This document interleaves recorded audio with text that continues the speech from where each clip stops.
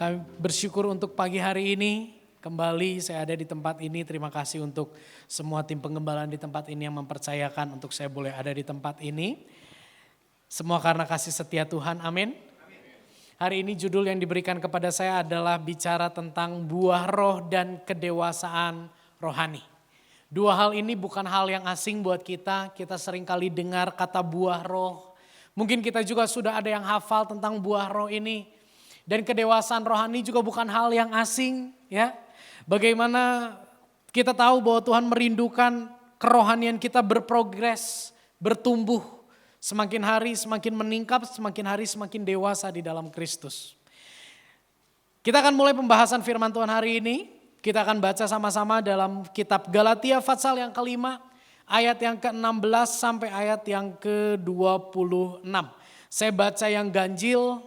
Oh, di sini saya nggak kasih nomornya ya, nggak apa-apa. Saya baca slide yang pertama, Bapak Ibu baca slide yang kedua, kita baca secara bergantian ya.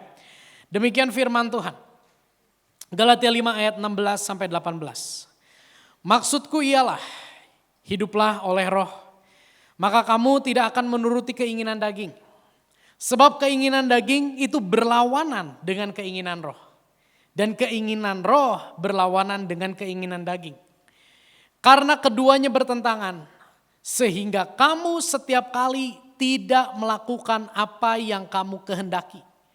Akan tetapi, jikalau kamu memberi dirimu dipimpin oleh roh, maka kamu tidak hidup di dalam hukum Taurat. Silakan Bapak Ibu, 19:21, perbuatan daging telah nyata, yaitu percabulan, kecemaran, hawa nafsu, penyembahan berhala, sihir, perseteruan, perselisihan, iri hati, amarah, kepentingan diri sendiri, percideraan, roh pemecah, kedengkian, kemabukan, pesta pora, dan sebagainya. Terhadap semuanya itu kuperingatkan kamu seperti yang telah kubuat dahulu, bahwa barang siapa melakukan hal-hal yang demikian, ia tidak akan mendapat bagian dalam kerajaan Allah. Tetapi buah roh ialah kasih, sukacita, damai sejahtera, kesabaran, kemurahan, kebaikan, kesetiaan, kelemah lembutan, penguasaan diri.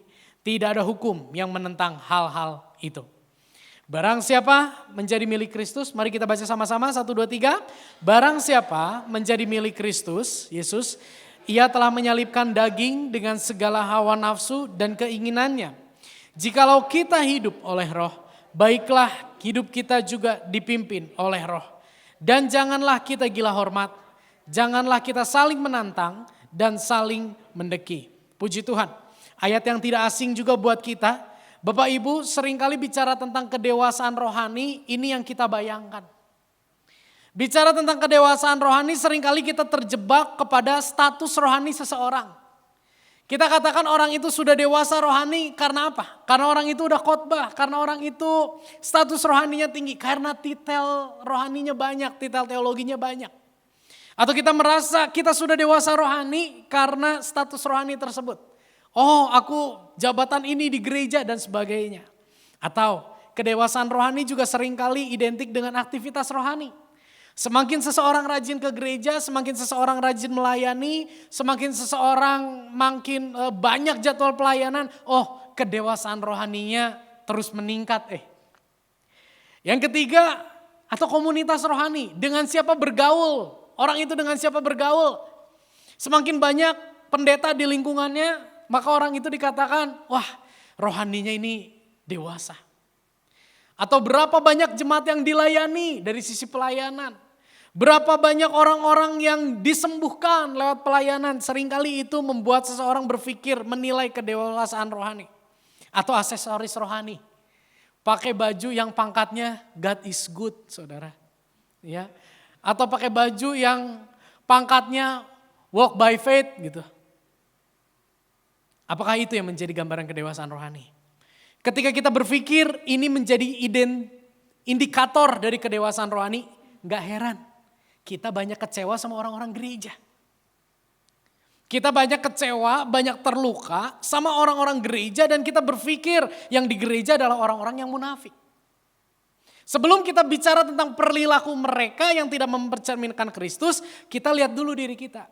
Jangan-jangan kita salah dalam memandang kedewasaan rohani. Jangan-jangan kita bilang bahwa orang itu karena dia rajin ke gereja, maka rohaninya dewasa. Nggak mungkin dia nipu saya. Aripek Arijol teh. Ambles Bapak Ibu. Ya. Jangan pikir ketika, wah itu di depan saya itu mobil pendeta. Wah khotbahnya tadi bagus. Taunya diserempet Bapak Ibu. Aripek Arijol teh. Ngaluarkan beceng. Astaga. Ya. Gitu ya. Kita kecewa akhirnya kita terluka karena kita salah dalam melihat kedewasaan rohani. Itu salah satu yang akan kita bahas. Tapi lewat apa yang kita renungkan yang hari ini, apa yang kita baca tadi dari Galatia 5 tentang buah roh, Bapak Ibu. Di sini menunjukkan bahwa kedewasaan rohani itu bukan ditunjukkan lewat 4 hal tadi. Tapi kedewasaan rohani itu diwujudkan dengan munculnya buah roh dalam keseharian kita. Kedewasaan rohani itu seharusnya dinilai dari munculnya buah roh di dalam keseharian kita. Sama Bapak Ibu seperti pohon dikatakan baik, dikatakan dewasa ketika menghasilkan buah yang baik. Begitu juga dengan kerohanian kita. Di dalam kedewasaan rohani itu terwujud buah roh dalam keseharian kita. Ingat ya, keseharian kita, bukan kesemingguan kita. Kata-kata kesemingguan ini agak nyeleneh ya. Tapi maksud saya gini loh. Bukan cuman buah roh itu nampak di hari Minggu doang. Maksud saya gitu. Banyak orang yang memunculkan buah rohnya ketika di gereja. Ketika di komunitas rohani. Tapi di tengah keluarganya. Buah roh itu hilang. Sedangkan itu juga bukan gambaran dari kedewasaan rohani. Kedewasaan rohani seharusnya nampak lewat buah roh yang dihasilkan di keseharian kita. Di rumah kita, di tempat kerja kita, di tempat-tempat di mana kita seringkali mengalami tekanan. Justru di situ seharusnya buah roh itu muncul dan nampak. Bukan sekedar ketika kita komsel muncul buah roh. Ketika kita komsel kita dikenal sebagai orang yang punya buah roh. Kasih, aduh mun geus aya si eta seuri, mun si eta nu khotbah seuri, wajeng seuri. Ada soalnya pernah ngomong gitu ke saya. Sak cenah kamu teh aduh cenah buah roh sukacita teh ada sekali dalam hidupmu. Oh kenapa Pak? Ya karena kalau kamu khotbah teh saya teh hayang seuri. Wah saya jadi bingung ya. Khotbahnya yang dimengerti atau memang saya lucu, imut dan semenggemaskan itu gitu. Kayak si Alim, ada yang tahu Alim? Oh enggak tahu ya. Nah Bapak Ibu, buah roh bukannya seperti itu. Tapi bagaimana ketika saya di rumah, ketika saya di tempat kerja saya, ketika orang-orang terdekat saya yang tahu saya sedang mengalami pergumulan, adakah mereka tetap merasakan buah roh lewat kehidupan saya? Jadi hari ini saya khotbah tuh harus hati-hati sekali, bukan yang sebelum-sebelumnya tidak hati-hati, harus lebih hati-hati karena di sini ada istri saya. Saya sudah punya istri, di depan ini ada istri saya, satu aja cukup. Bapak Ibu, itulah tentang buah roh. Hari ini kita akan belajar 3 poin. Yang pertama, sadarilah dan ketahuilah bahwa buah roh adalah karya Roh Kudus. Kita baca bagian ini sama-sama 1, 2, 3. Buah roh adalah karya Roh Kudus. Seringkali kita berpikir bahwa buah roh itu sulit sekali untuk dilakukan. Bangun pagi, aduh aku harus buah roh. Bangun kerja, aku harus buah roh. Itu gak salah mengingatkan kita. Tapi sadarilah bahwa buah roh itu hanya bisa terpancar ketika Roh Kudus menguasai hidup kita. Kenapa? Kita akan temukan jawabannya. Di dalam Galatia 5 ayat 16-17 kita baca sama-sama ayat ini. 1, 2, 3. Maksudku ialah hiduplah oleh roh. Maka kamu tidak akan menuruti keinginan daging. Sebab keinginan daging berlawanan dengan keinginan roh. Dan keinginan roh berlawanan dengan keinginan daging. Karena keduanya bertentangan. Sehingga kamu setiap kali tidak melakukan apa yang kamu kehendaki. Saudara, seringkali kita berpikir bahwa komitmen kita adalah awal mula dari buah roh bisa terpancar lewat hidup kita. Namun Paulus lewat ayat ini sangat jelas menyatakan bahwa buah roh itu hanya dapat muncul ketika kita dipimpin oleh Roh Kudus. Buah roh betul-betul itu merupakan sebuah pekerjaan Roh Kudus di dalam hidup kita yang bisa dinikmati oleh lingkungan kita. Roh Kudus itu bukan hadir untuk membuat kita sakti. Roh Kudus itu hadir bukan untuk membuat kita bisa melakukan mujizat-mujizat seperti yang Yesus lakukan yang begitu luar biasa semata. Mujizat yang Yesus lakukan mungkin tidak nyata di dalam hidup kita. Bukan jaminan Roh Kudus tidak bekerja. Tapi ketika Roh Kudus bekerja, yang jadi jaminan ada buah roh muncul dari hidup kita. Di sini Paulus katakan di bagian terakhir, sehingga kamu setiap kali tidak melakukan apa yang kamu kehendaki. Maksudnya apa? Kita tahu ya, buah roh itu seharusnya dilakukan. Buah roh itu seharusnya nampak terwujud lewat keseharian kita, di dalam keseharian kita. Kita pengen sekali melakukan buah roh. Tapi yang keluar, buah roh siapa? Roh halus. Ya. Yang keluar bukan buah roh, tapi hawa nafsu. Seringkali itu terjadi. Di sini saya tulis gini, yuk kita semua sama-sama sadar. Baik saya yang menyampaikan firman, baik Bapak Ibu yang mendengar firman, baik yang mencatat firman, siapapun. Sadarilah. Dosa itu mencengkram kita begitu kuat. Sehingga seringkali kita tahu apa yang seharusnya kita perbuat. Namun yang kita perbuat apa yang menurut kita nikmat. Quote-nya panjang ya. Seringkali kita tahu apa yang harusnya kita perbuat. Tapi karena kita ada di dalam cengkram dosa, yang kita perbuat apa yang kita pandang nikmat. Yang enaknya apa ya buat aku ya? Yang gampangnya apa ya buat aku ya? Yang menyenangkannya buat aku yang apa ya? Kalau Bapak Ibu menyadari aku seperti itu, saya mau kasih tahu. Saya pun bergumul dalam hal ini. Saya pun banyak tahu harusnya begini, harusnya begitu. Tapi ternyata yang terjadi kok beda ya. Akhirnya kita menyesal, kita bertobat kembali. Bukan cuma saya dan Bapak Ibu, Paulus pun mengalami hal yang demikian. Ini yang akhirnya muncul dari hidup kita. Kita baca sama-sama 1, 2, 3.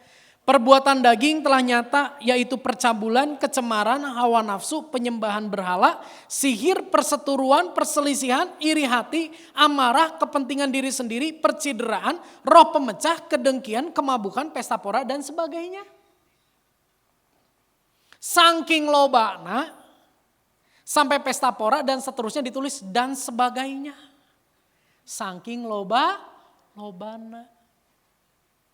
Saking lihainya manusia dalam perbuatan daging sampai ditulis dan sebagainya. Seringkali kita tahu ini yang harus kita lakukan. Tapi pada kenyataannya ini jauh lebih nikmat. Dan akhirnya kita terjatuh kembali. Ini buah roh. Kasih, sukacita, damai sejahtera, kesabaran, kemurahan, kebaikan, kesetiaan, kelemah lembutan, penguasaan diri. Bapak Ibu, kenapa saya katakan buah roh adalah karya Roh Kudus? Karena ini, seringkali kita memandang buah roh ada 9. Dan kita pilih-pilih, aku mah orangnya sukacita. Jadi aku mah hidupnya sukacita. Aya masalah ge disengseureikeun, lain sukacita, eta mah geus aral. Masalah dia geus lah ngobrol we jeung masalah sengseureikeun we seuri bareng jeung masalah. Buah roh itu bukan 9. Buah roh itu 1. Di firman Tuhan ditulis buah roh, bukan buah-buah roh. Di bahasa Inggris juga tidak ada huruf S-nya di belakangnya, artinya 1. Di dalam bahasa aslinya juga dinyatakan dengan kata jenis jamak, tunggal. Jadi artinya gini, buah roh itu disebutkan dalam bentuk tunggal. Buah roh itu 1 namun memiliki 9 perwujudan. Di mana 9-9-nya ini muncul secara bersama sekalipun ada 1 yang menonjol. Contoh buah jeruk. Kalau Bapak Ibu ambil 1 buah jeruk, terus begitu Bapak Ibu buka, Bapak Ibu ambil 2 ruas buah jeruk seperti yang ada di gambar. Ya. Mungkin Bapak Ibu bilang gini, terus Bapak Ibu di warung ngambil, makan 2. Waktu waitersnya ngitung, dihitungnya 2 atau dihitung 1? Satu. Inilah ibarat gambaran walaupun terbatas tentang buah roh. Kalau ada 2 slice dalam jeruk itu yang busuk, maka semuanya kita punya kecenderungan semuanya kita buang. Artinya buah roh gak bisa pilih-pilih Bapak Ibu. Buah roh yang Tuhan maksud bukan yang kita maksud ya. Buah roh yang Tuhan maksud adalah kesatuan di mana semuanya saling berkaitan satu dengan yang lain. Contoh yang bukan buah roh. Seorang terlihat begitu murah hati dan rajin memberi. Namun setelah ia memberi dan bermurah hati, dia menggerutu. Tenuhun saya mada di berete.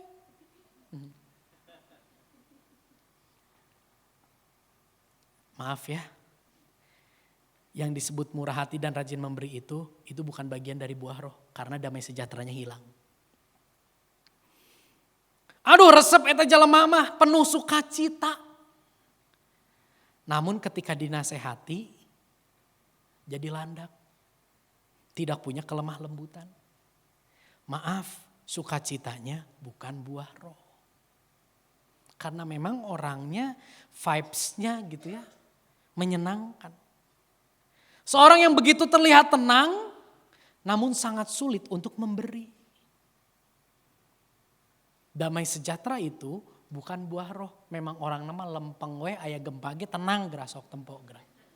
Itu bukan buah roh yang Tuhan maksud. Tapi buah roh yang Tuhan maksud adalah kasih, sukacita, damai sejahtera, kesabaran, kemurahan, kebaikan, kesetiaan, kelemah lembutan, penguasaan diri. Itu muncul semuanya di dalam kehidupan kita. Hese teh lamun kitu. Kumaha tuh buah roh teh? Hese atuh buah roh teh. Makanya buah roh itu harus dikerjakan sama Roh Kudus. Kita nggak bisa mengerjakan buah roh itu dengan kekuatan kita sendiri. Yang buah roh yang asli ya. Di sini saya tulis gini. Jangan terkecoh oleh wujud dari buah roh. Jangan terkecoh dari salah satu dari 9 itu. Karena wujud dari buah roh itu dapat dimanipulasi. Tanpa pertolongan Roh Kudus. Yang imitasi itu bisa. Bahkan sangat mungkin perwujudan buah roh itu dijadikan topeng untuk menutupi perbuatan daging, hawa nafsu yang jahat tadi. Bisa nangkap statement ini? Bisa terlihat rajin memberi tapi ternyata ujungnya menipu. Memberinya itu bukan buah roh. Itu wujud dari buah roh yang dimanipulasi untuk menipu kita. Itu bisa menjadi topeng atau menjadi pembuka jalan. Bahkan bisa jadi pembuka jalan untuk perbuatan daging terlaksana. Untuk menyelesaikan apa yang menjadi hawa nafsunya. Di sini saya tulis, maka dari itu Bapak Ibu. Buah roh yang asli itu bukan yang ada badaknya. Buah roh yang asli itu. Buah roh yang asli itu bukan ada yang ada cap jempolnya. Buah roh yang asli itu dapat terjadi sebagai karya dari Roh Kudus yang mengubah hati kita sehingga nampak jelas melalui perubahan perilaku kita. Dan buah roh ini paling nampak kapan? Ketika 2 hal, ketika kita ada dalam tekanan yang sangat berat atau ketika kita dalam kenyamanan yang sangat nyaman. Buah roh itu akan nampak. Benar gak nih buah roh? Usaha serta komitmen manusia saja tidak sanggup untuk menghasilkan buah roh lewat kehidupan kita.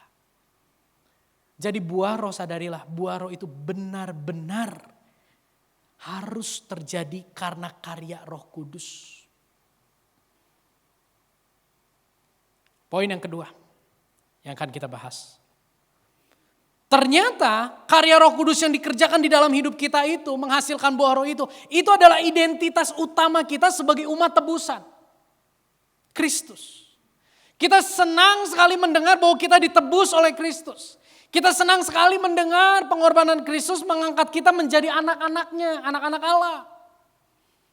Tapi ada bagian yang gak boleh kita lupakan bahwa sebagai umat yang udah ditebus oleh Kristus, hiduplah menghasilkan buah roh lah di dalam kehidupan kita. Di dalam Galatia 5 ayat 24-25 kita baca sama-sama 1, 2, 3. Orang-orang yang sudah menjadi milik Kristus Yesus, orang-orang itu sudah mematikan tabiat manusianya dengan segala hawa nafsu dan keinginannya. Roh Allah sudah memberikan kepada kita hidup yang baru. Oleh sebab itu, ia jugalah harus menguasai hidup kita. Maksudnya apa? Ketika kita sudah ditebus oleh Kristus sebagai Tuhan dan Juru Selamat, ada identitas baru, ada sebuah tabiat baru yang seharusnya muncul di dalam hidup kita, yaitu hidup di dalam pimpinan Roh Kudus. Dan tabiat baru ini seharusnya membuat kita tidak nyaman di dalam tabiat lama yang penuh dengan hawa nafsu. Hari ini aku sudah terima Yesus sebagai Tuhan dan Juru Selamat. Tapi kok keinginan dagingku masih ada ya? Iya. Tapi apa yang menjadi ciri-ciri kita sudah ditebus dan yang seharusnya menjadi identitas kita. Ketika kita hidup lagi dengan pola yang lama, seharusnya ada kegelisahan di dalam hati kita. Seperti ikan. Bapak Ibu yang bisa berenang di sini. Ketika berenang, saya mau katakan, berenang itu, air itu bukan tabiat kita. Tapi bukan berarti kita gak bisa berenang, betul? Tapi kita sangat terbatas ketika ada di dalam air. Ketika kita berlama-lama di dalam air, kita tidak betah. Kita tidak bisa bernafas dengan lega di dalam air. Kita harus segera pindah ke darat. Begitu juga hidup kita di dalam Kristus. Kita yang tadinya misalnya nih, kita yang tadinya hidup kita itu di dalam hawa nafsu. Ketika kita sudah dipindah menjadi milik Kristus, seharusnya ketika kita ke situ lagi, kita merasa ini bukan hidupku, ini bukan identitasku. Seharusnya ada sesuatu yang mengejar di dalam hati kita, ini bukan, harusnya aku bukan di sini gitu. Seharusnya ketika kita tidak menghasilkan buah roh dalam hidup kita, ada kegelisahan di dalam kehidupan kita. Saudara, ini ayat yang sangat indah. Mungkin kita bertanya gini, kenapa sih aku harus tunduk sama Kristus? Kenapa sih aku harus tunduk sama Roh Allah? Buah roh hanya terjadi ketika kita dikuasai oleh Roh Kudus. Terus kenapa saya harus tunduk sama Roh Kudus? Hidup-hidup saya? Ini jawabannya. Satu-satunya alasan yang begitu indah dan begitu kuat untuk kita bisa punya kerelaan tunduk kepada pimpinan Roh Allah dalam hidup kita adalah karena Kristus telah membayar harga penebusan yang sangat mahal untuk menjadikan kita sebagai miliknya. Ini adalah alasan fundamental kenapa kita harus hidup di dalam pimpinan Roh Kudus. Karena kita telah dibeli dengan harga yang sangat mahal.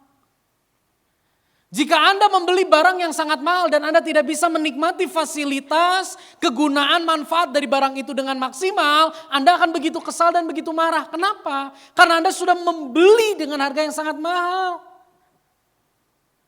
Dan ketika Anda misalnya ketemu sama seorang yang kerja di sebuah perusahaan, dapat fasilitas banyak, kerja di perusahaan itu gajinya cukup tinggi dan Anda melihat bagaimana orang itu kerjanya mau-mau enggak-enggak. Anda bisa katakan gini, kamu teh udah enak, kamu teh udah diterima kerja, aduh udah enak, sok gawe nu bener. Ada kegemesan di dalam hati kita ketika orang yang kita tahu sudah menikmati banyak kebaikan, tapi kok setengah-setengah. Itulah gambarannya kira-kira. Kita sudah dibeli dengan harga yang sangat mahal, yaitu pengorbanan Yesus Kristus. Sudah seharusnya kita punya ketundukan kepada Roh Allah untuk memimpin hidup kita. Hidupku bukannya aku lagi tapi Kristus di dalam aku. Galatia 3 ayat 13 firman Tuhan berkata, saya ambil dari terjemahan sederhana Indonesia. Itu artinya kita semua terkutuk. Karena setiap orang, setiap kita telah gagal mentaati semua perintah yang tertulis dalam hukum Taurat. Tetapi Kristus sudah menebus kita dari kutukan itu. Dia memberikan dirinya sendiri untuk menggantikan kita dan menanggung kutukan menurut hukum Taurat. Karena ada tertulis dalam kitab suci, terkutuklah orang yang mati digantung di tiang kayu atau disalib.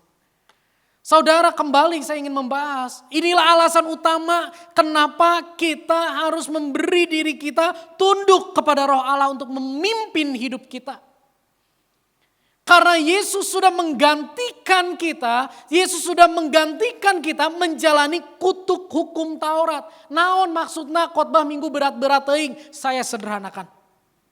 Kutuk hukum Taurat yang di ayat 3 ayat 13 tadi, kutuk hukum Taurat ini berbicara tentang penghukuman di balik pelanggaran dan ketidakberdayaan manusia berdosa untuk mencapai standar.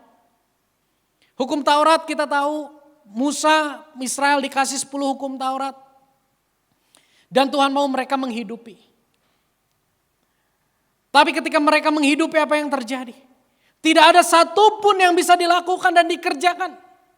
Dan ketika itu tidak dilakukan, dikerjakan, maka konsekuensinya adalah penghukuman. Inilah kutuk hukum Taurat. Satu sisi penghukuman itu ada di balik pelanggaran, di sisi lain kita tidak bisa taat dengan sempurna sesuai dengan standarnya Allah. Maka kepastiannya hanya satu, kita harus dihukum. Kita harus menerima murka Allah di dalam hidup kita, di dalam kekekalan. Kita tahu perintah Allah, tapi kita tidak melakukannya. Itu harus dihukum. Kita hanya tahu firman Tuhan, tapi kita tidak melakukannya. Kita tidak berdaya berkata tidak terhadap hawa nafsu yang tadi di awal kita bahas. Sehingga penghukuman Allah adalah kepastian bagi kita manusia berdosa. Kabar baik buat kita. Namun Kristus bermurah hati bagi kita. Dia rela menggantikan kita menjalani penghukuman Allah yang seharusnya kita tanggung karena keberdosaan kita. Amin. Saudara, apa yang membedakan kekristenan dengan agama lain? Hanya di dalam kekristenan Allah tidak menuntut manusia melakukan firman-Nya. Hanya di kekristenan Allah turun dari sorga menjadi manusia, berkorban di kayu salib, menggantikan manusia, dan setelah itu dia tuntun manusia, dia bantu manusia, dia tolong manusia untuk melakukan firman-Nya. Di tempat lain, Tuhan menuntut, ayo lakukan, kamu lakukan diberkati, kamu lakukan diberkati, kamu gak lakukan dikutuk, kamu gak lakukan dikutuk. Tapi Allah yang kita kenal di dalam Kristus Yesus, Dia turun dari sorga. Dia menebus setiap keberdosaan manusia. Dan dengan Roh-Nya yang kudus dia tuntun manusia yang sudah ditebusnya untuk hidup di dalam kebenaran. Inilah kasih karunia. Saudara, kita baca sama-sama statement ini. 1, 2, 3. Kristus membayar harga yang sangat mahal untuk mengangkat aku menjadi miliknya. Untuk itu, hidupku jangan lagi dikuasai hawa nafsu, tetapi dikuasai Roh Kudus sehingga buah Roh itu terpancar dalam keseharianku. Amin. Sadarilah ini alasan yang harus selalu kita ingat, dan saya berdoa Roh Kudus menolong kita semua untuk terus ingat siapa kita. Bukan Indonesia, bukan. Siapa kita? Kita adalah orang-orang yang harusnya dihukum sama Tuhan. Tapi Tuhan menggantikan kita menjalani penghukuman yang harusnya kita tanggung. Dan dengan pengorbanannya kita diangkat menjadi anaknya. Sayang, sayang, disayang. Aku disayang Tuhan. Aku diangkat jadi anaknya. Aku disayang Tuhan. Kok bisa sih kita diangkat jadi anak Tuhan? Ku terhubung denganmu. Kok bisa sih terhubung sama Tuhan? 1. Kita bisa diangkat sama Tuhan jadi anaknya. Kita bisa terhubung sama Tuhan anytime. Dan kita bisa panggil dia Bapa di dalam seruan kita. Karena Kristus rela menggantikan kita menanggung murka Allah yang harusnya kita tanggung. Kita yang adalah seteru Allah diubah menjadi anak-anak Allah karena pengorbanan Kristus. Begitu besar kasih Allah pada kita. Biarlah itu melembutkan hati kita untuk kita hidup di dalam pimpinan, tuntunan Roh Kudus dalam hidup kita. Amin. Buah roh bukanlah syarat agar Kristus menebus kita. Namun buah roh adalah identitas baru setelah kita ditebus oleh Kristus. Kita mengerjakan buah roh bukan supaya diberkati. Kita hidupi buah roh bukan supaya kita ditebus. Kita ditebus sejak ketika kita menolak buah roh itu ada dalam hidup kita. Tapi buah roh itu harusnya muncul sebagai identitas baru di dalam kehidupan kita. Saya undang pemain keyboard, kita akan masuk poin yang terakhir. Buah roh dan Kristus. Kita sudah tahu di sini bagian yang pertama kita bahas bahwa ternyata buah roh itu satu, ada 9 wujud dan 9-9-nya berkaitan satu dengan yang lain. Hesei, makanya harus karena karya Roh Kudus. Poin kedua kita bahas. Apa alasan kita hidup dalam pimpinan Roh Kudus sehingga menghasilkan buah roh? Karena kita sudah ditebus. Saya berdoa poin ketiga ini mendatangkan kelegaan bagi setiap kita. Amin. Buah roh dan Kristus. Saudara sadar enggak? Sadarkah kita? Jika seluruh perwujudan buah roh, kasih, sukacita, damai sejahtera, kesabaran, kemurahan, kebaikan, kesetiaan, kelemah lembutan, dan penguasaan diri. Itu ada dan sempurna di dalam pribadi Kristus. Jadi sebelum buah roh ini ditulis oleh Paulus, Yesus telah terlebih dahulu menghidupi buah roh tersebut. Allah kita bukanlah Allah yang memerintah kita menghasilkan buah roh semata. Tapi dia juga konsisten, dia pun menghidupi buah roh itu di dalam perjalanan hidupnya di dunia. Dan hanya di dalam pribadi Kristus, buah roh itu bekerja dengan sempurna. Kalau hari ini kita berkata, orang-orang di gereja semuanya munafik. Bohong, gak ada buah roh dalam hidup mereka, manipulasi semuanya. Dan kita merindukan figur yang sempurna menghidupi buah roh, pandanglah kepada Kristus. Lebih dalam, sadarkah kita bahwa melalui karya salib Kristus, kita menikmati manis dan indahnya buah roh. Bapak Ibu, sebelum kita diminta menghidupi buah roh, kita terlebih dahulu dihidangkan manis dan indahnya buah roh yang Yesus lakukan di atas kayu salib. Kita yang tidak layak untuk dikasihi karena keberdosaan kita. Tapi Kristus menyatakan kasihnya yang sempurna dan mengorbankan nyawanya di atas kayu salib. Kristus dengan sukacita menjalani kehidupan yang penuh dengan pengkhianatan dan kesengsaraan untuk menyelamatkan kita. Ketika dia ada di atas Getsemani, dia berseru kepada Allah, kalau boleh cawan ini lalu daripadaku. Tapi Yesus bisa berkata, bukan kehendakku yang jadi, melainkan biarlah kehendakmu yang terjadi. Itu karena damai sejahtera menguasai Yesus. Di atas kayu salib Yesus begitu sabar menanggung derita untuk menggantikan kita. Dan sampai saat ini Tuhan sabar sama Bapak, Ibu dan saya. Sudah berapa banyak komitmen yang kita buat? Sudah berapa banyak janji yang kita berikan? Sudah berapa banyak komitmen itu dilanggar, janji itu diingkar? Tapi hari ini Tuhan masih beri kesempatan bagi Anda dan saya untuk bertobat. Tuhan sangat sabar buat ibu dan buat bapak dan ibu saudara. Kita hari ini ada, itu kita sedang mencicip buah roh yang begitu indah dan manis dalam Kristus, yaitu kesabarannya, kemurahannya. Pujian lama mengatakan, kemurahan-Mu lebih dari hidup. Sadar gak? Sadar gak? Hari ini kita tuh menikmati kemurahan Tuhan loh. Kita langgar komitmen kita tapi Tuhan gak ambil kita saat itu juga. Tuhan kasih lagi kita kesempatan. Kebaikannya, kesetiaannya.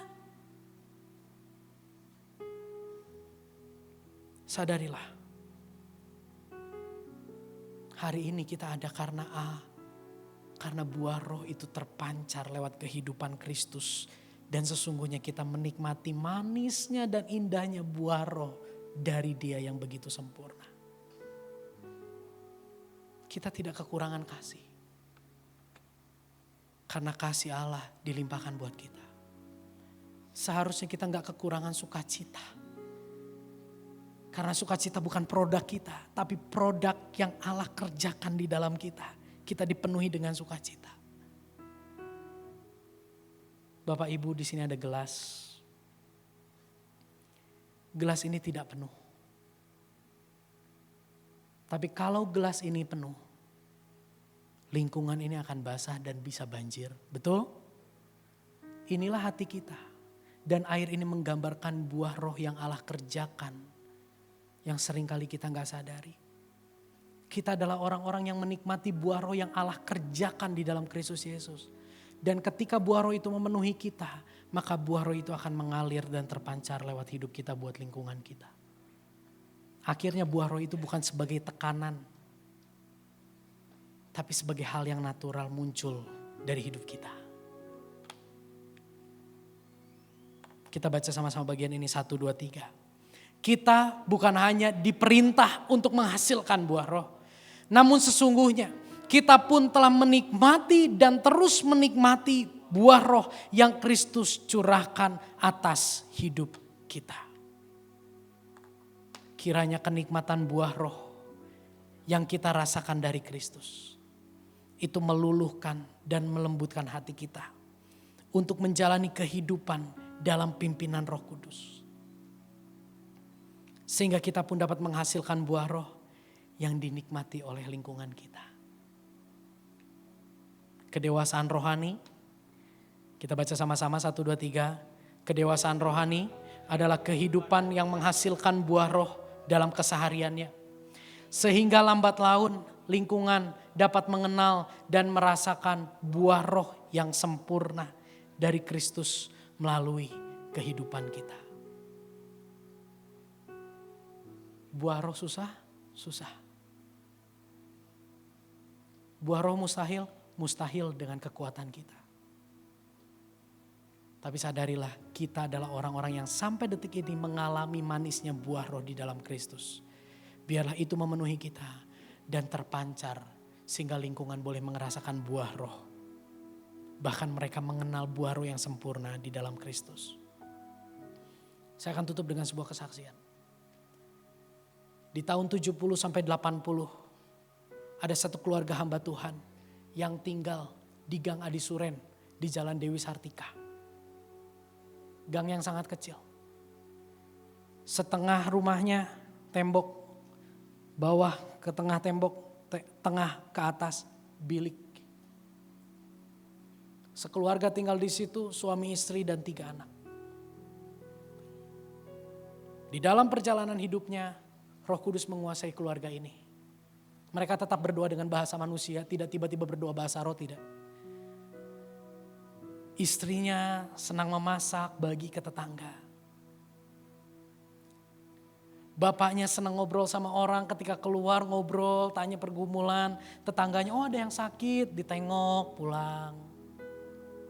Sampai satu kali, bapak ini punya tetangga, seorang atlet balap sepeda di zaman itu. Dan bapak ini setiap minggu ke gereja, bapak ini bilang, ayo kita ke gereja. Aduh pak, enggak, saya muslim. Iya ya, pak boleh enggak saya titip doa buat Tuhan bapak? Boleh, boleh. Doain saya ya pak. Setiap minggu pesan itu yang keluar dari mulut tetangganya, doakan saya. Doakan saya, titip salam buat Tuhan Yesus. Titip salam buat Tuhan Yesus. Singkat cerita keluarga ini pindah. Keluarga tetangganya ini pindah.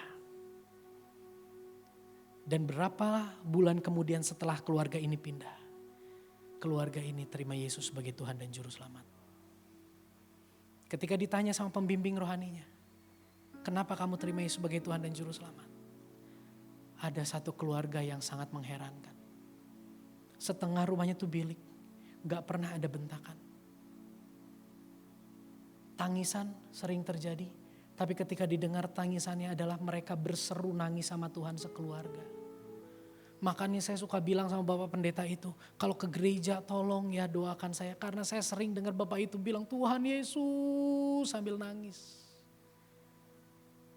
Keluarga itu baik sekali dan sebagainya. Saya mau terima Yesus. Karena ternyata Yesus bisa bekerja begitu hebatnya buat keluarga itu. Satu keluarga besar diselamatkan terima Yesus sebagai Tuhan dan Juru Selamat. Singkat cerita, pembinanya tanya, kamu dulu rumah di mana nih? Ternyata pembinanya ini kenal dekat dengan pendeta tersebut. Bapak Ibu, hiduplah dalam pimpinan Roh Kudus. Karena Kristus sudah menebus kita. Lambat laun hidup kita menghasilkan buah roh. Kristus dipermuliakan melalui kehidupan kita. Amin. Kita tundukkan kepala, kita berdoa.